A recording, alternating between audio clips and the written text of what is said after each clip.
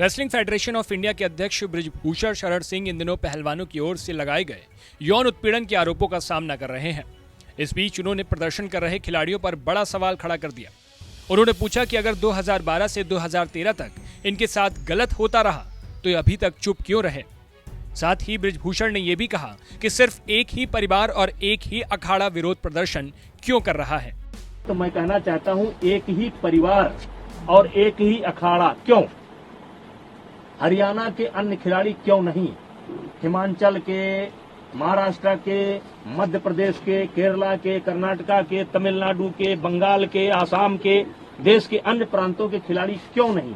12 साल से लगातार इनके साथ यौन उत्पीड़न होता है, केवल इनके साथ। वो यौन उत्पीड़न देश के अन्य खिलाड़ियों के साथ क्यों नहीं? इतना ही नहीं, अपने पद से इस्तीफा देने की खिलाड़ियों की मांग पर बृजभूषण ने कहा कि विनेश फोगाट की कृपा से मुझे सांसदीय और कुश्ती संघ के अध्यक्ष का पद नहीं मिला है।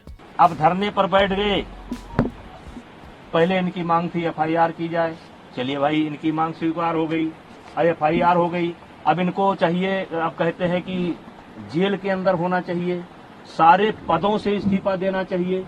तो ये जो मेरे पास, मैं लोकसभा का सदस्य हूँ, ये पद मुझे विनेश फोगाट की कृपा से नहीं मिला है, हमारे क्षेत्र की जनता ने मुझे दे रखा है। और एक बार नहीं, 6 बार दे रखा है। 6 बार मुझको दिया, मेरी पत्नी को दिया, और उनको उनकी कृपा पर नहीं है। और कुश्ती संघ का अध्यक्ष पद भी उनकी कृपा पर नहीं है। मैं चुनाव लड़कर के जीता हूँ। वहीं बृजभूषण ने आगे अपनी बात रखते हुए कहा कि यह खिलाड़ी पहले मुझे अपनी शादी में क्यों बुलाते थे, जोड़े में मेरा आशीर्वाद क्यों लेते थे, और ये जो है हमारी तारीफ करते थे।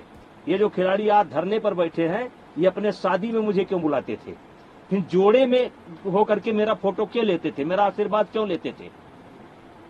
लेकिन मैं एक संवैधानिक पद पर हूँ, मेरी एक बोलने की मर्यादा है, उस मर्यादा के तहत मैं बोल रहा हूँ। अब मामला सुप्रीम कोर्ट के पाले में है, दिल्ली पुलिस के पाले में है, जो भी निर्णय करेगी हम मुझे उसी। इसके साथ ही बृजभूषण शरण सिंह ने राजनीतिक दलों के नेताओं के जंतर मंतर पहुंचने पर भी निशाना साधा।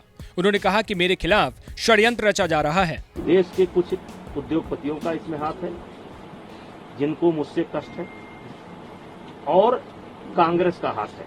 सुन बोला था, और आज दिखाई पड़ गया कि किसका हाथ है। जब इनकी मांग मान ली गई, एफआईआर दर्ज की गई, जांच तरीके से कहिए कि कार्रवाई शुरू हो गई, तो तब आप क्यों नहीं जा रहे हैं? अब क्यों मोदी जी के खिलाफ बोल रहे हैं? अब क्यों खेल मंत्रालय के खिलाफ बोल रहे हैं? अब क्या जरूरत है? पप्पू यादव को बुलाने की क्या जरूरत है? केजरीवाल को बुलाने की क्या जरूरत है?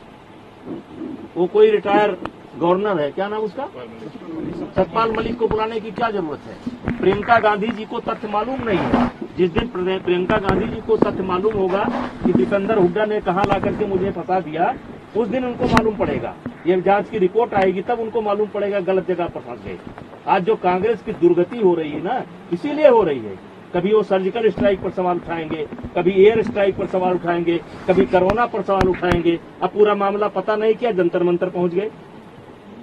जांच का इंतजार कर लेते, दिल्ली पुलिस की रिपोर्ट का इंतजार कर लेते, तब जंतर मंतर पहुंचते। राजनीतिकरण हो रहा है, आम आदमी पार्टी पहुंच रही है। ये राजनीतिकरण शुरू से, मैं तो फर्स्ट डे से कह रहा हूं कि ये खिलाड़ियों का धरना नहीं है, ये कुछ षड्यंत्रकारी लोग हैं जो हमारी पार्टी को नुकसान पहुंचाना चाहते हैं।